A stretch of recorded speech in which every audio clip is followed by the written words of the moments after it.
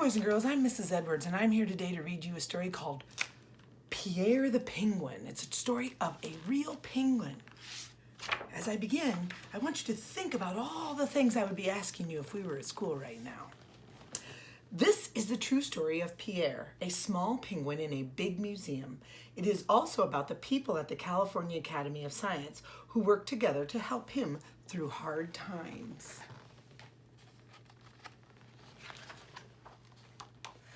Down at the end of an African hall, past the statues of animals, big and small, there's an aquarium, wide and tall, with real live penguins, 20 in all.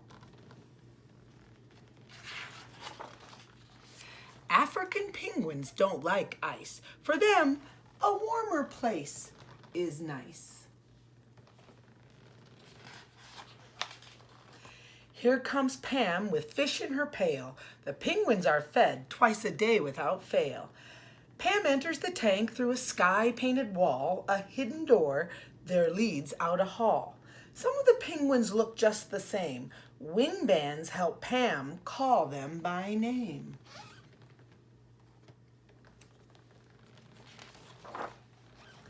One day, aquatic biologist Pam, observing the penguins, saw one in a jam. Gently, gently, she examined Pierre. His feathers were gone, and his bottom was bare.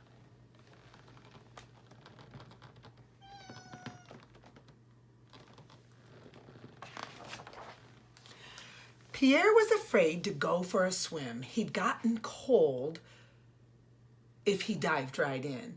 How can I help you? What can I do? Pam had ideas. She tried the first two.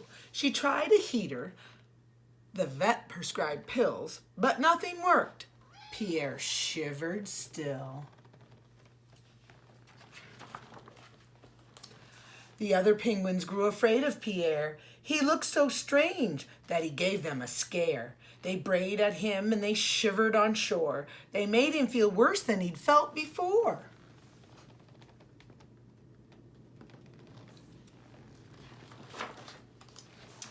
One rainy day, biologist Pam came up with a new idea. Shazam! My dog wears a raincoat, she told the vet. Could Pierre wear a wetsuit? The vet said, you bet.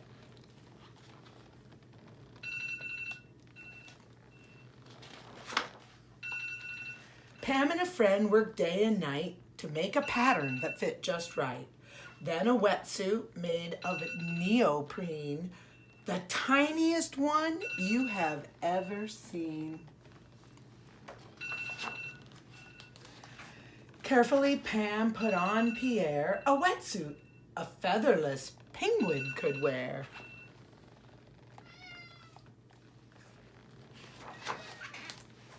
Standing on a rock in his new wetsuit, Pierre the Penguin looked mighty cute.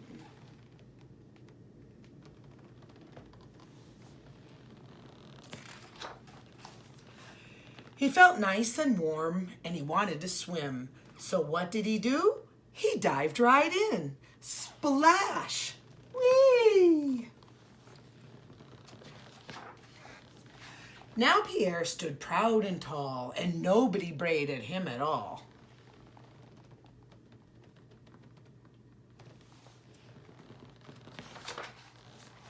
Six weeks went by, and then a surprise. Pam could hardly believe her eyes. Not only was Pierre no longer cold, he had new feathers.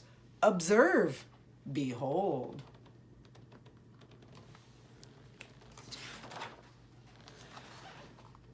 Now warm in the water, now warm on shore. Guess who didn't need a wetsuit anymore? Pierre made a nest for his very best friend. The story goes on thanks to Pam. The end. The author shared a list of questions. I'm going to post those questions so that you can work on them at home with your family.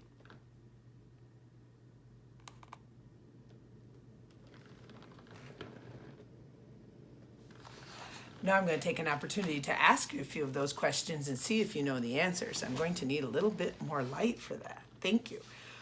Why is the hall called an African hall? Why did Pierre lose his feathers? Why did the feathers grow back? How old was Pierre when he lost his feathers? What does your dog need a raincoat for? What is a wetsuit? Why did Pierre need a wetsuit? What's neoprene? Why are penguin bands different colors? Why are wing bands on different wings? What is an aquatic biologist? What other scientists might there be? What does the word Shazam mean? The hall and the ceiling were painted like a sky. Are the rocks real? Are penguins really birds? Can penguins fly? Can penguins eat while they're swimming? Can penguins breathe underwater? Do other biologists know about Pierre? Is it true that you can see a penguins online? My favorite thing, just Google. Thank you for listening to my story today. This is one of our new books you would have been listening to if you were sitting in my classroom.